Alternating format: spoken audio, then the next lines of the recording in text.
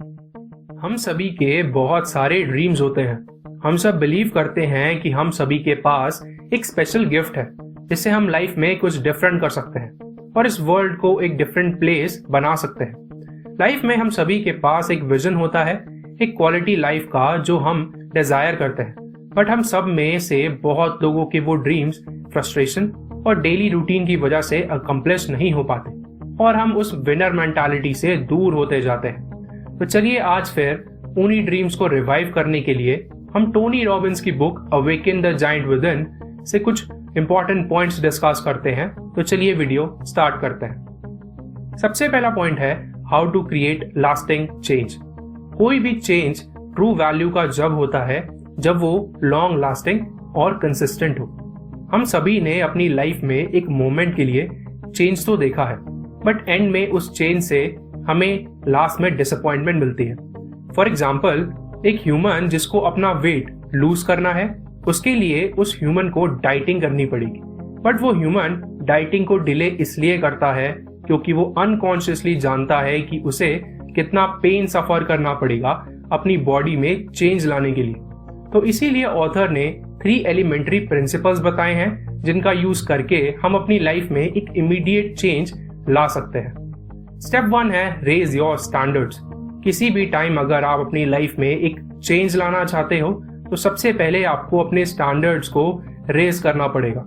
Author से जब लोगों ने पूछा कि 8 इयर्स पहले ऑथर ने अपनी लाइफ में क्या चेंज किया था जिससे ऑथर की लाइफ चेंज हो गई, तो ऑथर ने बताया कि सबसे पहले ऑथर ने वो सब बातें जो वो अपनी लाइफ में नहीं चाहते थे, वो सब बातें जो ऑथर आगे से टॉलरेट नहीं करेंगे, वो सब कुछ जो ऑथर एस्पायर करते हैं अपने फ्यूचर में, वो सब कुछ ऑथर ने एक पेपर पर लिखा और उन पे वर्क किया।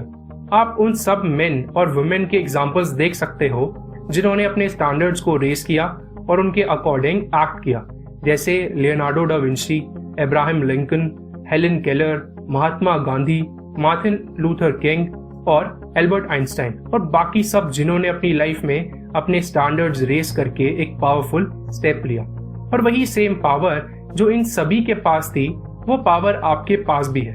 अगर आपके पास करेज है तो आप इन पावर को क्लेम कर सकते हो। एक छोटा सा स्टेप अपने स्टैंडर्ड्स को रेस करने का आपके लिए एक लाइफ चेंजिंग स्टेप होगा। स्टेप 2 है चेंज योर लिमिटिंग बिलीव्स। अगर आपको अपने स्टैंडर्ड्स को रेस करना है तो सबसे पहली चीज जो आपको करनी पड़ेगी वो है आपको बिलीव करना पड़ेगा कि आप उन स्टैंडर्ड्स को मीट कर सकते हो। हम सभी के बिलीव्स एक अनक्वेश्चन्ड कमांड जैसे होते हैं। वो हमें बताते हैं कि क्या पॉसिबल है, क्या नहीं, हम क्या कर सकते हैं या नहीं। हमारे बिलीव्स हमारे हर एक एक्शन, हर एक थॉट और हर एक एक्सपीरियंस को शेप करते हैं। इसीलिए हम हमारे बिलीफ सिस्टम को चेंज करना एक सेंट्रल इंपॉर्टेंस रोल प्ले करता है जो हमारी लाइफ में कोई भी रियल और लास्टिंग चेंज लेके आता है। आपको क्या लगता है, Mahatma Gandhi, Helen Keller, Martin Luther King, क्या ये सब जो इन्होंने अचीव किया वो बिना स्ट्रॉन्ग बिलीफ सिस्टम के अचीव कर पाते? ये इन सभी के बिलीफ सिस्टम की कॉन्ग्रुएंस की वजह से पॉसिबल हुआ कि ये सब हमारी हिस्ट्री के ग्रेट पीपल हैं। स्टेप 3 है चेंज योर स्ट्रैटेजी। अगर आपको अपनी कमिटमेंट पे स्टिक करना है तो आपको अपने स्ट्रैटेजीज पे काम करना पड़ेगा। कोई भी गोल बिना स्ट्रैटेजीज के काम नहीं करता।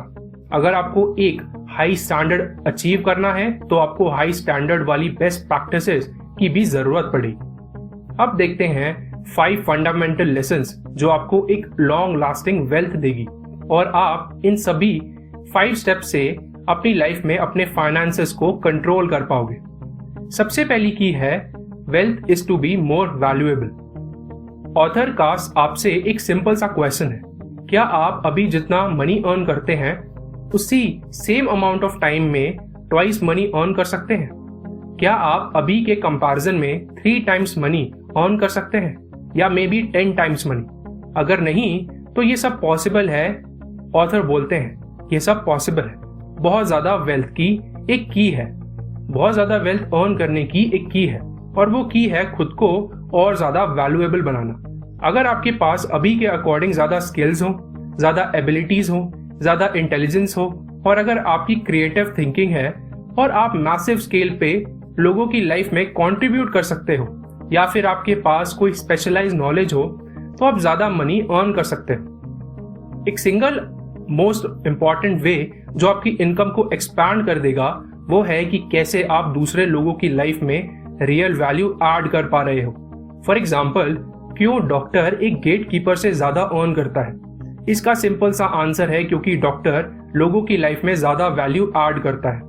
गेट कीपर का काम कोई भी कर सकता है पर डॉक्टर वाले स्किल्स ज्यादा वैल्यूएबल है। सेकंड की है मेंटेन योर वेल्थ।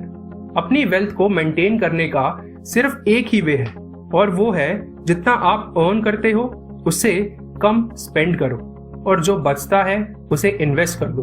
अपनी वेल्थ को बिल्ड करने का सिंपल वे है अपनी इनकम का कुछ स्पेसिफिक परसेंट आप इन्वेस्ट कर दो।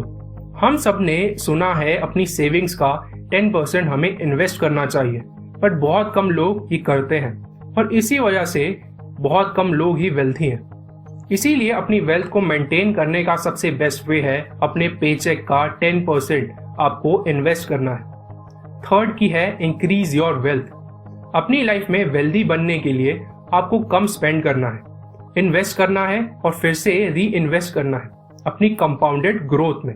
बट आपको सबसे पहले ये डिसाइड करना पड़ेगा कि आपके फाइनेंशियल गोल्स क्या हैं, आपको अकम्प्लिश क्या करना है और कितने टाइम में अकम्प्लिश करना है। अपने डिजायर्स को क्लियरली अंडरस्टैंड करे बिना, अपनी नीड्स को अंडरस्टैंड करे बिना आपको इन्वेस्ट नहीं करना चाहिए। एक मोस्ट इंपॉर्टेंट चीज जो आप अपनी फाइनेंशियल लाइफ में करोगे वो है आपको इस बात की अंडरस्टैंडिंग होनी चाहिए कि वेरियस टाइप्स ऑफ इन्वेस्टमेंट कौन सी हैं, कौन सी कितना रिटर्न देती हैं और कितना रिस्क कौन सी इन्वेस्टमेंट में है।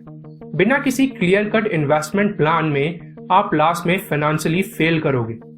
एक फाइनेंशियल न्यूज़लेटर के अकॉर्डिंग बताया गया कि जो इन्वेस्टर बिना कुछ सोचे इन्वेस्ट करता है वो 10 इयर्स के पीरियड में कोई मनी अर्न नहीं करता। और इसके पीछे का रीजन है प्रॉपर गोल सेटिंग ना करना, किसी भी ट्रेंडिंग इन्वेस्टमेंट को चेस करना, किसी भी फाइनेंशियल प्लानर या फिर ब्रोकर की एडवाइस को ब्लाइंडली फॉलो करना या फिर इमोशनली इन्वेस्ट करना और बहुत कुछ। फोर्थ की है प्रोटेक्ट योर वेल्थ। बहुत सारे लोग जो भी वेल्थी हैं वो आजकल बहुत इनसिक्योर है क्योंकि जब लोगों के पास ज्यादा वेल्थ होती है तब वो ज्यादा मनी लूज कर देते हैं किसी गलत इन्वेस्टमेंट, फेलियर या फिर फ्रॉड में। मे बी आपको कोई भी स्यू कर दे किसी भी अनफेयर या फिर अनजस्ट रीजंस की वजह से। एक बहुत कॉमन मिसपरसेप्शन जो आजकल लोगों में है अपने एसेट्स को प्रोटेक्ट करने की वो है अपने एसेट्स को हाइड करके रखो। बट ये गलत है। आपको अपनी वेल्थ के लिए ऑनेस्ट रहना चाहिए। आपके एसेट को हिडन होने की कोई जरूरत नहीं, बस आपको उसे प्रोटेक्ट करके रखना है क्योंकि अगर आपने अपने एसेट्स को प्रोटेक्ट करके नहीं रखा तो फ्यूचर में आप अपनी पूरी लाइफ टाइम की अर्निंग और हार्ड वर्क को कुछ मिनट्स में ही लूज कर सकते हैं। इसीलिए वेल्थ जनरेट करने के साथ साथ वेल्थ प्रोटेक्शन भी जरूरी है। फिफ्थ की है enjoy your wealth.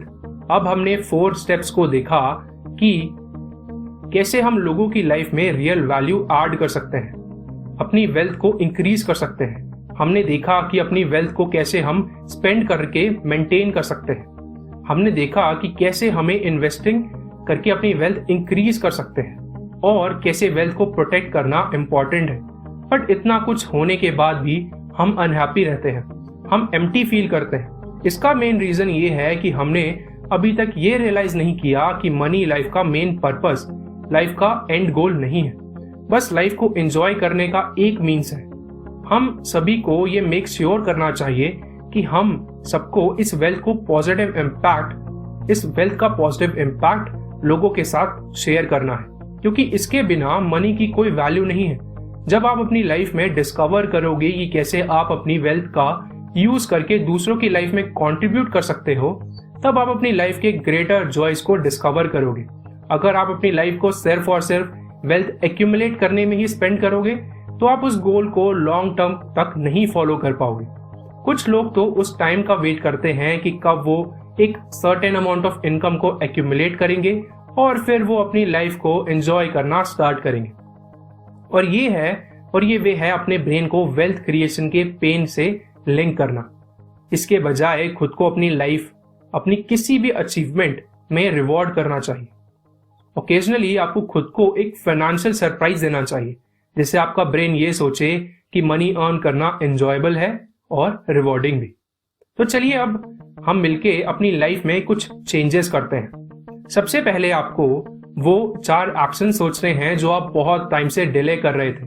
May be आपको वेट लूज करना है, मे बी आपको स्मोकिंग करना क्विट करना है, मे बी आपको किसी गोल के लिए प्लान करना है, और मे बी आपको किसी के साथ रिकनेक्ट करना है जो आपके लिए इंपॉर्टेंट हो, जैसे आपके पेरेंट्स, आपके फ्रेंड्स।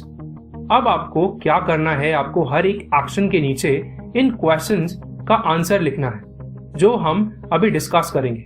तो सबसे पहला क्वेश्चन है, मैंने इस गोल पे एक्शन क्यों नहीं लिया। दूसरा क्वेश्चन है, पास्ट में मैंने इस एक्शन के साथ कौन सा पेन लिंक कर रखा है जो मुझे अपने गोल्स पे एक्ट नहीं करने दे रहा। इन क्वेश्चन से आपको वो सारे आंसर्स मिलेंगे जो आपको होल्ड बैक कर रहे हैं एक्शंस ना लेने में। इन क्वेश्चंस के आंसर ऑनेस्टली सोच के दीजिएगा। अगर आप किसी भी प्रॉब्लम के लिए सोचते हो कि इस प्रॉब्लम के साथ तो कोई भी पेन एसोसिएटेड नहीं है, तो थोड़ा और सोचिए। मे बी आपका पेन बहुत सिंपल होगा, मे बी आपका वो पेन आपके बिजी शेड्यूल से कुछ टाइम ना निकाल पाने से एसोसिएटेड होगा। थर्ड है, वो सभी प्लेजर को आप एक पेपर पे लिखिए जो भी आपने खुद को इन नेगेटिव पेन में खुद को इंडल्ज करके पास्ट में फील किए हैं। फॉर एग्जाम्पल, अगर आपको लगता है कि आपको वेट लूज करना चाहिए था, तो आपने फास्ट फूड खा के बल्क ईटिंग क्यों करी। आप ये इसलिए कर रहे हो क्योंकि आप पेन सफर नहीं करना चाहते।